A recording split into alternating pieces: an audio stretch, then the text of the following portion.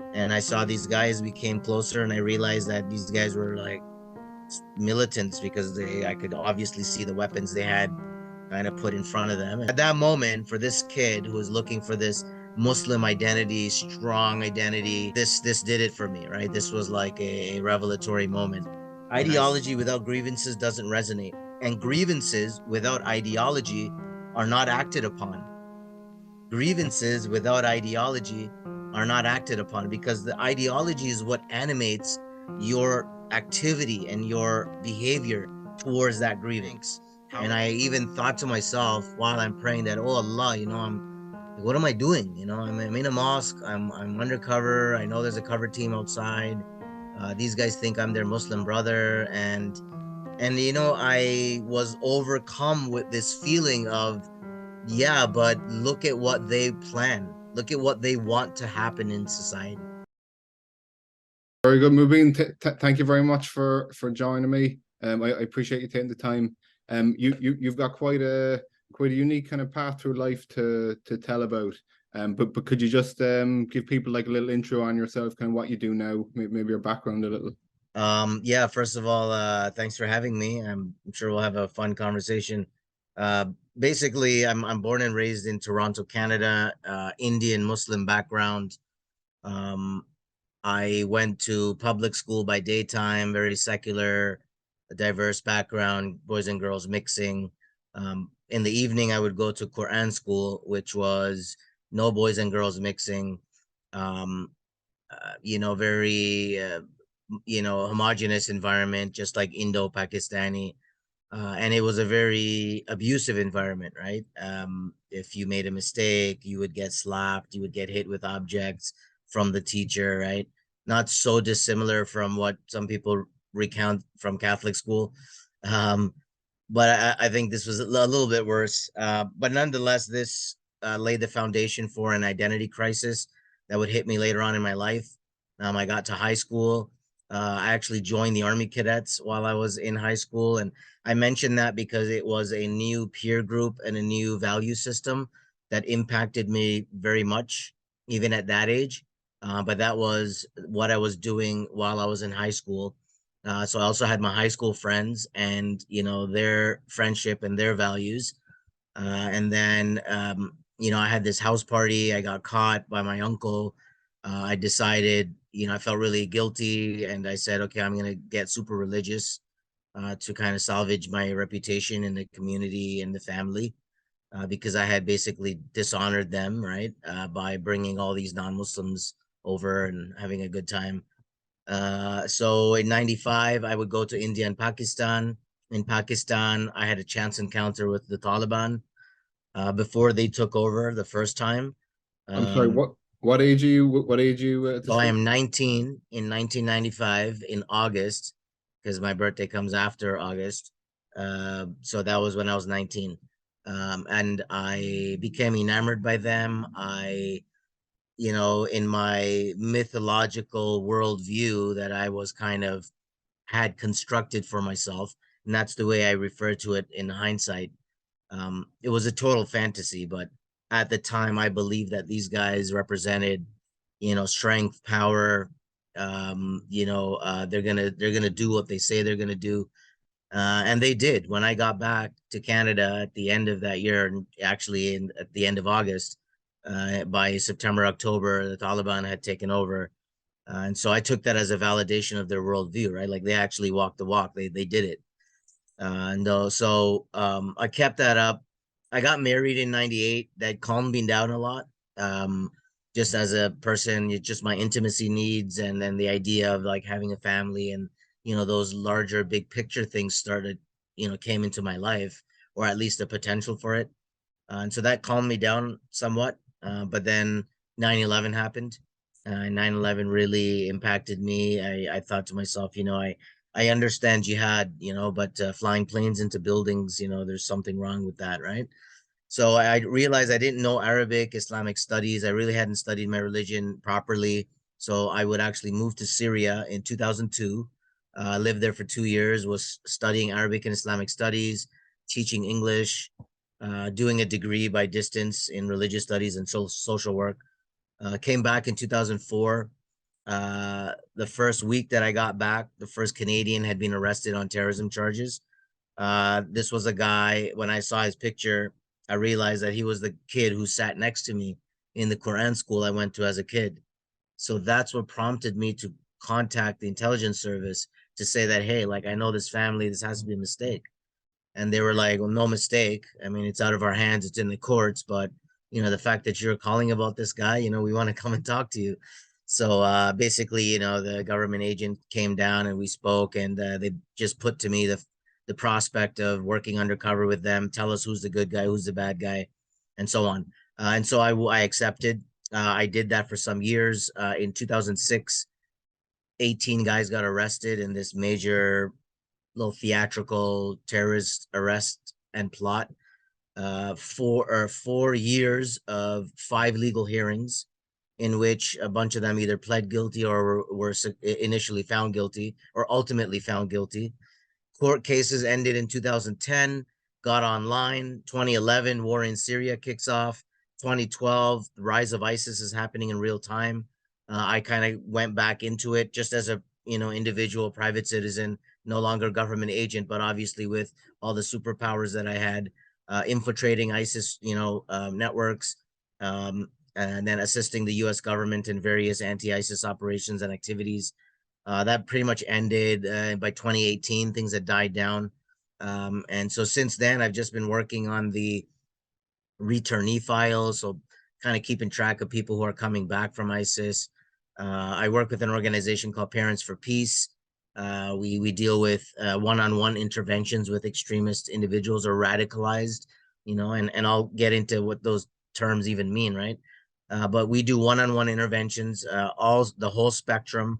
One of my colleagues is a former white supremacist. He was a veteran, military veteran, went to Afghanistan. His buddy got killed in Afghanistan, hated Muslims, still has kafir tattooed on his forearm. He's now my best buddy, right? Like he's my colleague at Parents for Peace as well. So we look at the entire spectrum. It does exist on a spectrum, whether it's left, right, conspiracy theories, religious extremists, whatever you want to call it. And that's, and in fact, I'm happy to say I have a new job, which is with the Red Cross in Canada, just helping people with evacuations after forest fires, floods, and those sorts of things. So I have made a little bit of a shift, but I'm still doing the extremism related work in the meantime. Wow, interesting. Wow, there's a lot there. There's a lot there. Yeah, sorry. Lot there to unpack. No, you're fine. You're fine. I'll go back to the beginning with you. When your parents moved to Canada, and I suppose when you were growing up, like how did you hear them speak about like Western culture and Canadian culture? Did it clash much with their own? Were they happy to be in like a Western liberal country? Right. Good question. A lot of the first generation people that came. So like it depends on, sorry, where you are. Like, 60s, you can say the Indo-Pakistanis kind of came to the UK initially as laborers, and everybody knows the story. So by the 70s, they were moving to North America, right? So my parents came in the mid 70s in Canada. They, especially that first generation, is very important to kind of demarcate, because you'll see in that first generation that came, they put up with, like, I guess the standard racism, let's put it that way. And it's funny because I mean, not funny, but I mean, I know you're Irish, and especially Muslims who are in Canada. I remember I was complaining, or I was regurgitating some grievances, saying about how bad we have it. And then my buddy who's Italian, says, well, hey, the Italians welcome you.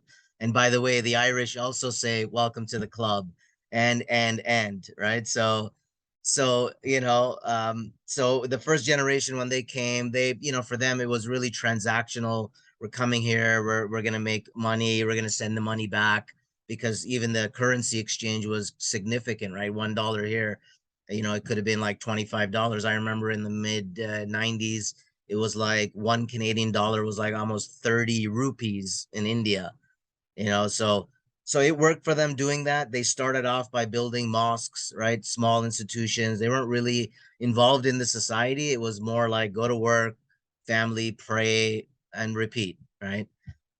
It's only when the second generation starts to come where they start to feel the impacts of that. So I almost feel like we're privileged growing up in the shadow of those first generation immigrants who like busted their ass, pardon my French, when they came and working. And now, like, I'm not a lazy guy, I know that for sure, but I'm just saying, like, there is a marked difference with the way that so anyways, in terms of what I was fed at home, right, and about the society and whatnot. So my family was it's you very we're very unique in that my grandfather was a police officer in India, and my father grew up under that. And my grandfather was like he was like a hard ass type guy, very regimented, like a military guy, right? So there was no talk of politics in the house. It was not allowed. So I didn't grow up, me personally, right? Others I know have grown up where they are hearing about the conflicts that are happening in their part of the world. So for me, in the Indian context, it would be Kashmir, Pakistan, those sorts of things, right? Like India and whatnot. So I didn't grow up with any of that. And there was never any negativity towards Western society. Uh, my father was relatively well educated. He had a really good job in telecommunications. And so he was very grateful. He knows that this country is great, and he's always shown that pride. And I think that's kind of also where I picked it up from eventually, even though I did divert. Um, but yeah, ultimately didn't grow up on any negative conversations about the West, but I've seen it and heard it outside of my particular family life, because I know when I would hang out with the friends that were friends of the family and their kids, there was a lot of that, right? It's almost like racism against non-Muslims, right? And it's almost like a dehumanization.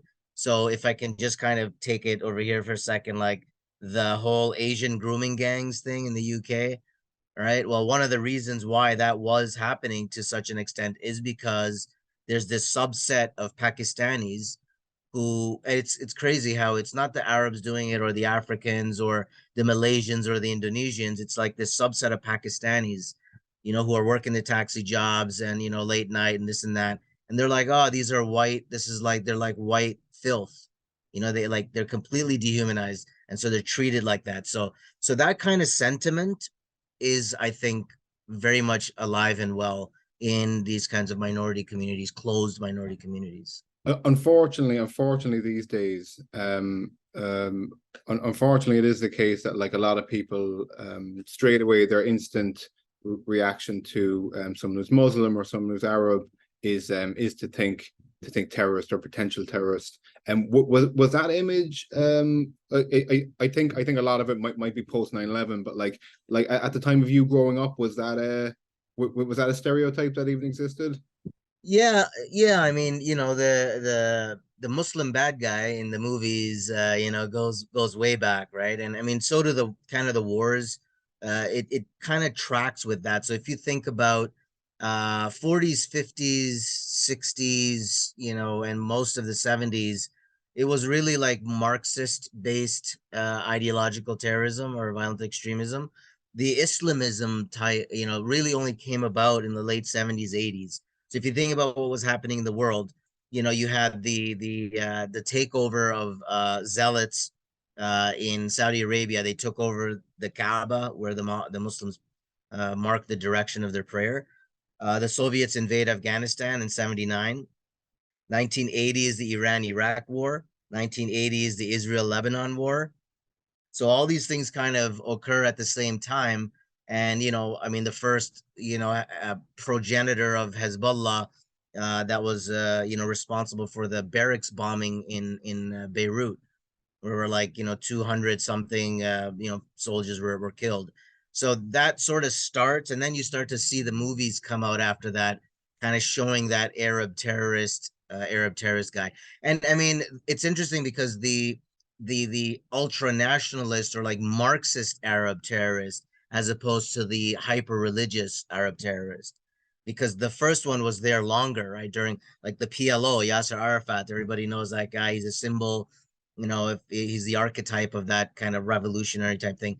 They all came from, not a religious perspective. So sometimes it's important for people to differentiate between the nationalist struggles versus the religious ones, and sometimes which of the two mix. Okay, so what would you say in hindsight, looking back, was your your first contact with kind of anything maybe like jihadi adjacent, even if it was just like a soft introduction? Could you pinpoint an age maybe? Well, it's interesting because Islam has a rich military and martial tradition. I mean, there are stories of, the battles of the good old days, like kind of every great civilization and, nations have.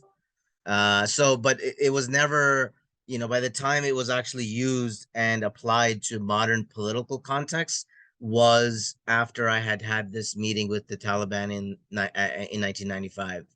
I started to become switched on to some of the conflicts that were happening in the world. So, for example, the Russian invasion of Chechnya happened in '96. 1998, there were some bombings in Kenya and Tanzania.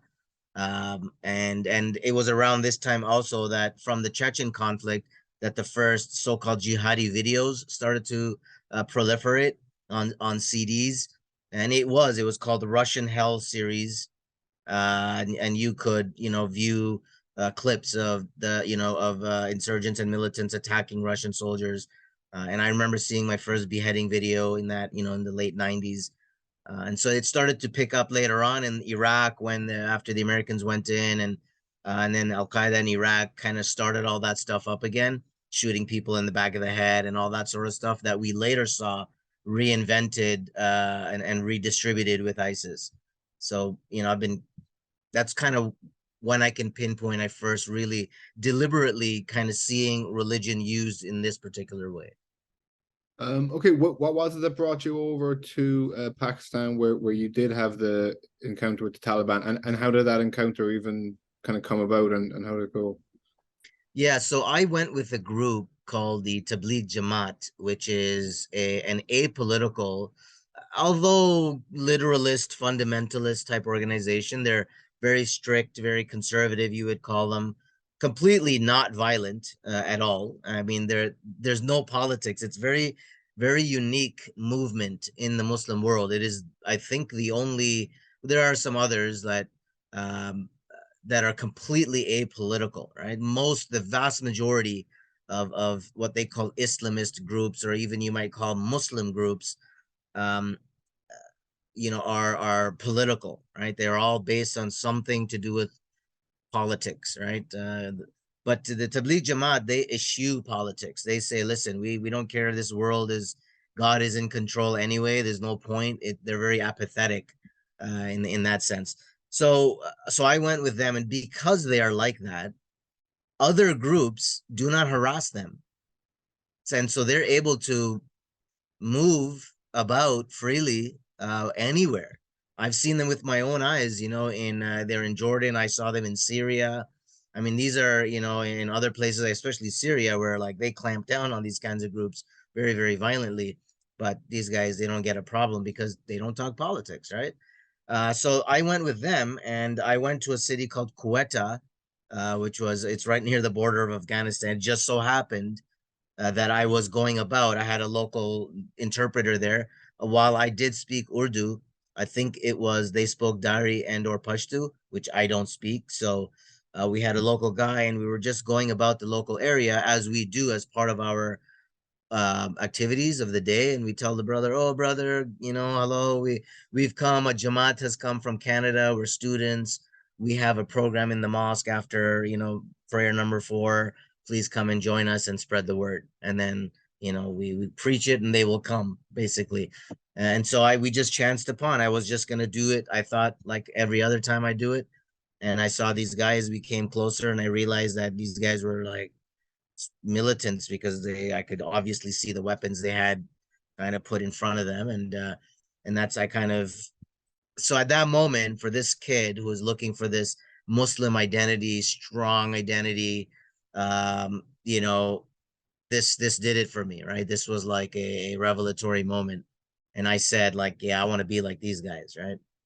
Interesting. What one thing you hear in people who people who've been radicalized and sometimes people who join like extremist groups, is that at the time they felt like there was some kind of maybe a void, like in purpose in their life, that this came in and filled. Was that the case with you? Yeah. I mean, a sense of meaning, belonging, identity, right? These are things that all human beings seek out. This is something that transcends race, ethnicity, gender, culture, religion. It's a very human process, right? And especially when you're young and right after or in that early period post pubescence, when your brain is just starting to kind of learn how to think and observe and this and that, you kind of attach this high importance to very abstract ideas that you really haven't figured out and don't know how to deal with yet, right? It's a fascinating process. I just, everybody's unique and everyone responds in a different way, um but yeah, I felt that I was missing something. I needed to be a part of something bigger. I definitely felt that. And even by joining the Tabligh Jamaat, that kind of gave me that, because it's an international movement. They have the second largest gathering after the Hajj itself. It's a huge movement, like all over the world. And so even with that, I felt I was part of something. But they're the very kind, nicey, preachy guys. And whereas for a young guy like me, I wanted to see the scrappers, I wanted to see the action, right? Okay, so can you take me through we'll say the time between that initial meeting with them and to the point where maybe you were at your peak in terms of involvement in I don't know if you would call it jihad or extremism. And actually, I might get you to define the term jihad for people. Yeah, that would be a good time to do that. So let's define a bunch of terms. The first one, easy one, is jihad. I always define jihad is the Islamic war tradition with rules of engagement. Okay, the Islamic war tradition with rules of engagement. So terrorism is to jihad what war crimes are to ROEs, rules of engagement. Or another way to say it is, terrorism is to jihad what adultery is to marriage. Okay. Um, so all these, psychos and zealots who portrayed in a very negative way, they have, dishonored the word jihad, right? That's how we would respond. And we would say that you can't, blowing yourself up in marketplaces and, women and children. Everybody knows that that's wrong, right? But anyways, another is the term radicalization even, right? So very quickly, radicalization is a process, you can say, like a normal human psychological process whereby a person becomes increasingly extreme in their views. So it is a process, it's an ongoing thing. A person is still progressing, okay?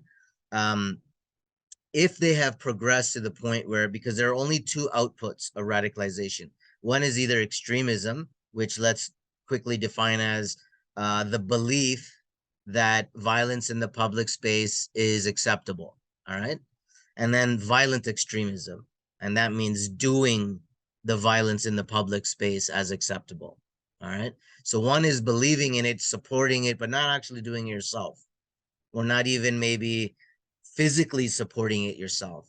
You could escalate. You could say, no, this is a person who is doing the financing. They know exactly where the money is going and they're happy about it, but they might not be the actual bomb maker or trigger presser, right? Um, but of course, that's, we wouldn't expect everyone to be that, because these organizations can only work with all those different components. Um, so yeah, I would, even along that spectrum, you can see that. Uh, so there's believing in the violence and doing the violence, and that's a very quick way of. Now, two more terms, if I may: disengagement and de-radicalization. So the disengagement is to basically dissuade somebody from the behavioral components. Okay, so they may still engage with the ideas, but they no longer want to engage with the physical part of it. And then de-radicalization is a complete cognitive shift, right? Disengagement, behavioral shift. de-radicalization cognitive shift, that even when your ideas change, your behavior will follow. And so that's the entire spectrum of so my period would have been from 95, when I kind of really got into it hard. I started to waffle by the time I got married. That really, so that was 1998, so that's only 3 years after. And then, I kind of still had one foot into it. You could say I was disengaging, okay, and disengaging on my way to de-radicalization. And then 9/11 happened, and that forced the process for me. For some people, unfortunately, they say everything I learned about Islam I learned on 9/11. And for me and many others, everything I learned Islam was not I learned on 9/11. So I kind of mark that that time period, 95 to 2001, beginning to end. But it's never usually that neat and tidy. So when I kind of explain it that way, I don't want it to seem that it's like, okay, it'll take this much time and blah, blah, blah. It's a very unique process for every individual. So at any stage were you being trained in weapons, explosives, fighting? It was just kind of rhetoric. Yep, I didn't commit any crimes, didn't break any laws. While I was there, well, I guess it was a crime for me to, I took their AK-47. I was there with a buddy of mine who's also from Toronto, and they came, and I personally think they thought we might have been spies. Okay, and because that's how they think, that they're very paranoid like that. But they came to the mosque in the evening. Three of them came. They were armed. One of them did the call for prayer. And we were talking in the back, and we were just talking about this is how life is in Canada, and it was like a complete, like, they were just like, anyways. Then we went out back and fired off the AK-47, and it was exhilarating for a 19-year-old kid right out there. But nothing else. It was just that encounter with them, and then which started to kind of get me thinking about what this all meant, right? And it's when I came back to Canada is where I joined up with a different group. I should have mentioned that. So more like the Salafist types, who are very strict, hardcore Muslim types. The big beards, they wear their pants above their ankles. They're like, hardcore. So it's joining with them, and that's where the real jihadist rhetoric. So I was recruiting. I was definitely spreading jihadist propaganda. I was definitely spreading things like the West is the enemy of Islam. We can't live here. We shouldn't belong here. We don't belong here. All that sort of stuff. I was definitely doing that. Um, were there kind of common things you would see in the other young men who were easily radicalized or easily recruited? Were there kind of common themes? Yeah, it's tricky because sometimes you get people who have views which are, I wouldn't call them extreme. Like you might have heard them as extreme, um, but in and of itself, they are not extreme, right? So, for example, Sikhs wanting their own homeland, Irish, some Irish wanting their own homeland, right? Like that sort of thing. ISIS playing on the idea of Muslims having this idea of a caliphate, right? The common theme in all of this is this idea of this centralized authority and government that speaks to your needs, desires, aspirations, hopes for you and your people and your nation, however you define it, and so on. They all have this. You notice that, and some, it's just a matter of what tactics you use to achieve that, right? So I mean, obviously, if you're blowing shit up, it's not going to help the cause, right? Like, I mean, but then in other cases, you can understand why, right? And it's very important to even say it like this, because you can explain something, but it doesn't mean you're justifying it, right? So when you talk about, like, when we talk about ideology and grievances in radicalization. So there's a great quote, Peter Neumann, he's a scholar on this topic, and he says, ideology without grievances doesn't resonate, doesn't appeal to the mind, doesn't make sense. Ideology without grievances doesn't resonate, and grievances without ideology are not acted upon. Grievances without ideology are not acted upon, because the ideology is what animates your activity and your behavior towards that grievance. how are you going to alleviate that grievance? How are you going to do it? You're going to acquire skills for yourself, better yourself, and then, put yourself in the fight and so on? Or are you going to support, militant groups, and you might deliver a package here or kind of look away from, and people have different levels of sympathy, right? Depending on what's happening. So, somebody who I would not consider somebody who believes in wanting a homeland, or the idea that we should have our own homeland. That's not extremism. It's not extremism. Like, so, but like I said, so it's odd to me sometimes, because I found myself in time at times agreeing with people who are extremists, and sometimes even with terrorists, like actual terrorists who blow shit up. Like, they might have some grievance and some understanding of a grievance, or might have identified, the other that is responsible for your suffering. And when we agree, actually, we'll have like 5 points and we'll agree on three of them, that the other two, they go off into the violent part. So Okay, so you went from that to eventually being recruited by like the intelligence services in Canada. You mentioned before it was because you called up and you said about one of the kids that you sit next to you in the class. We like they okay, so they called you up because you had called up. How long did it take them to like bring up the idea of recruiting you, and how did that process go? that was, I mean, very quick. Obviously, in the first day, I could see that I had access to the communities that they had under surveillance. I had access to the people and the networks that they were infiltrating. And you see, what had happened is, I myself had gone through this hyper religious identity. And after all of that, after, I spent 2 years in Syria studying Arabic, Islamic studies, I realized what a real dictatorship looks like, right? And then I realized that, hey, maybe the West isn't so bad after all, right? At least for me as a Muslim minority guy, whatever. So what's happening to me is I'm actually regressing back to a time when I think I felt more stable, and that was before I went on that trip to India and Pakistan. And what was I doing at that time before I left? I was in high school and I was in the Army Cadets. And so I started to revert back to the idea, this patriotism of, listen, Canada is a really good country, has treated us very well, and they're really good to minorities, especially Muslims. And so, like, I should be like defending them and defending it, and that's what got in my head after this trip, and living over there and seeing all the stuff that was happening outside of the world. And then I just realized, no, no, no, like, I can't let that stuff happen here, right? And so, I reached out to them, and I'm happy that they put to me that prospect of being an undercover, and I gladly accepted, and don't regret it. I think it's our duty, especially as Muslims, to stop Muslims who are trying to kill people. Right.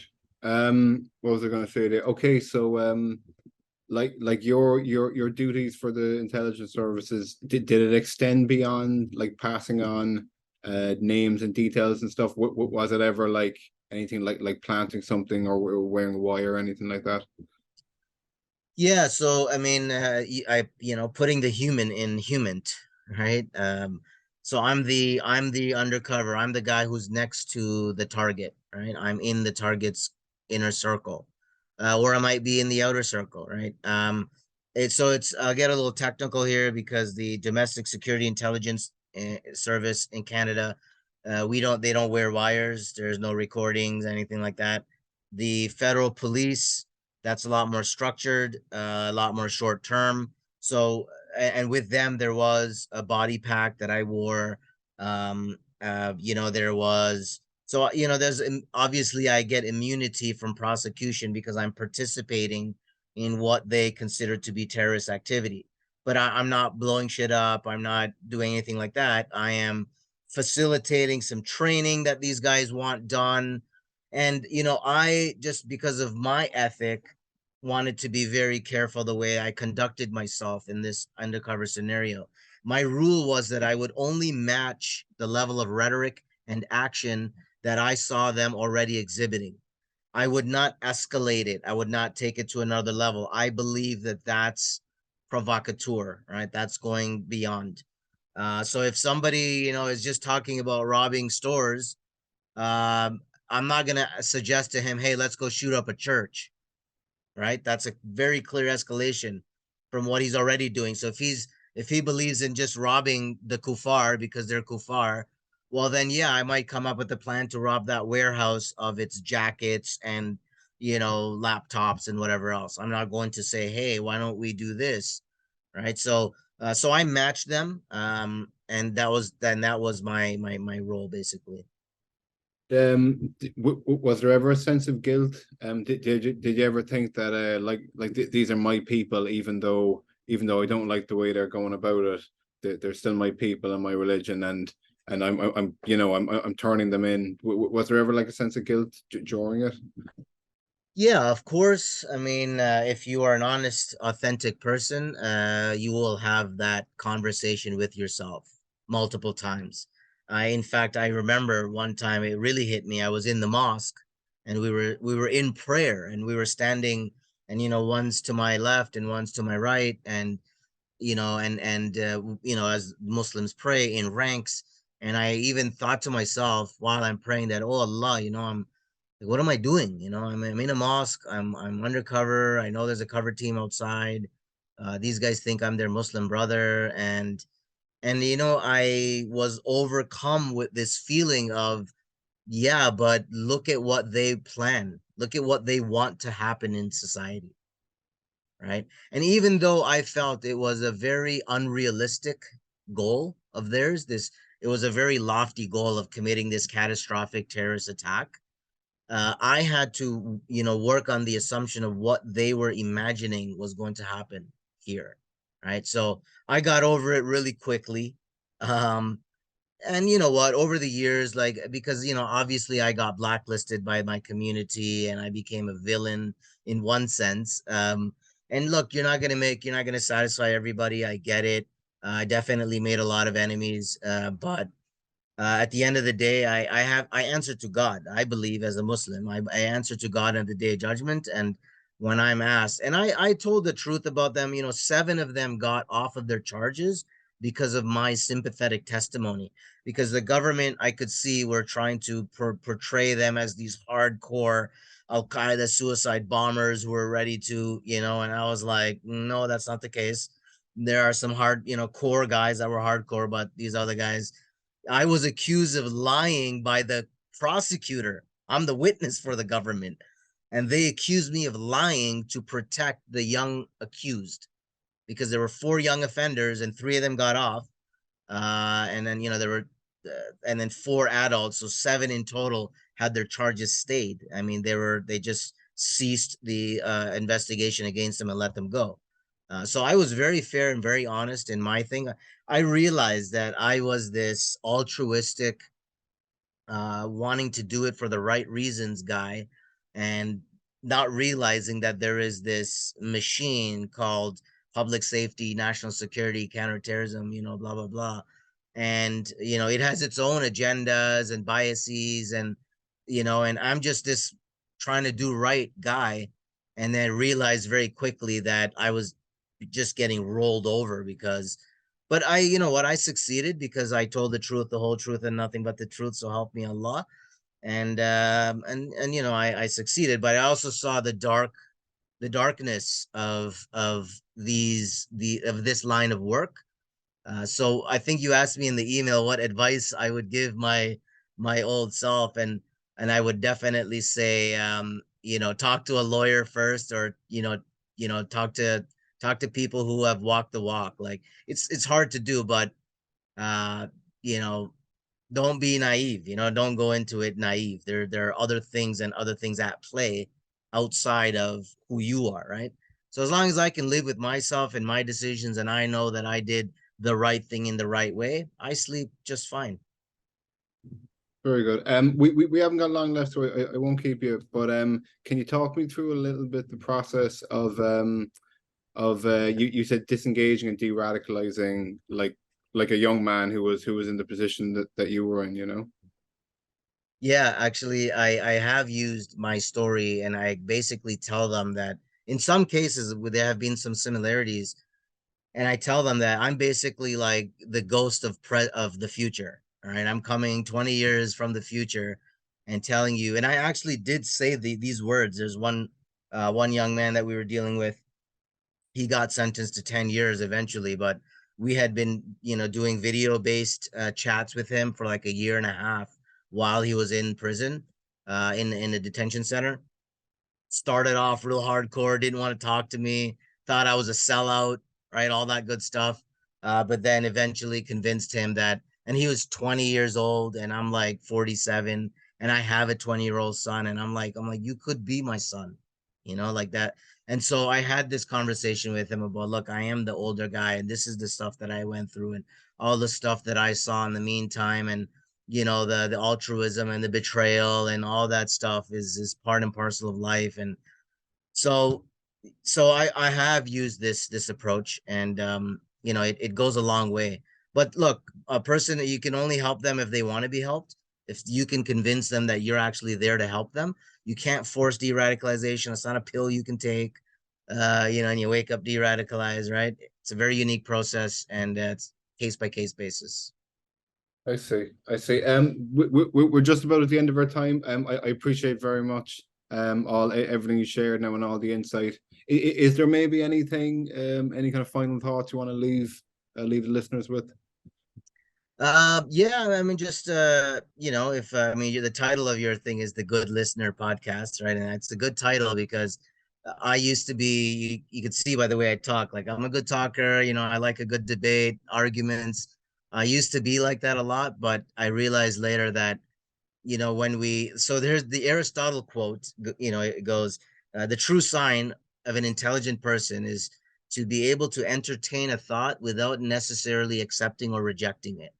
Okay, just to be able to put it up on the board and look at it without saying I agree with it or I disagree with it. So whenever you have discussions with people, be a good listener, right? Don't listen so for the purposes of, well, what reply I'm going to give the person. Like, actually listen, put it up on the board. A lot of people are not used to that. When they say, yeah, blah blah blah, did you know this and that? I just like, hold on, let me process that for a second, say it again, and then I put it up on the board, and I reread it, and I ponder on it. It's a good way to be, man. It's a good way to be. It sometimes it helps you not get into debates and discussions if you don't want to, by saying, yeah, I'm going to think about it. Ask me next week. So Very good. Again, thanks very much for your story and your time. I'll put the link to your book below. I'd encourage everyone to read it. I'm looking forward to reading it myself. right on. Thanks very much, mate. Thanks, John.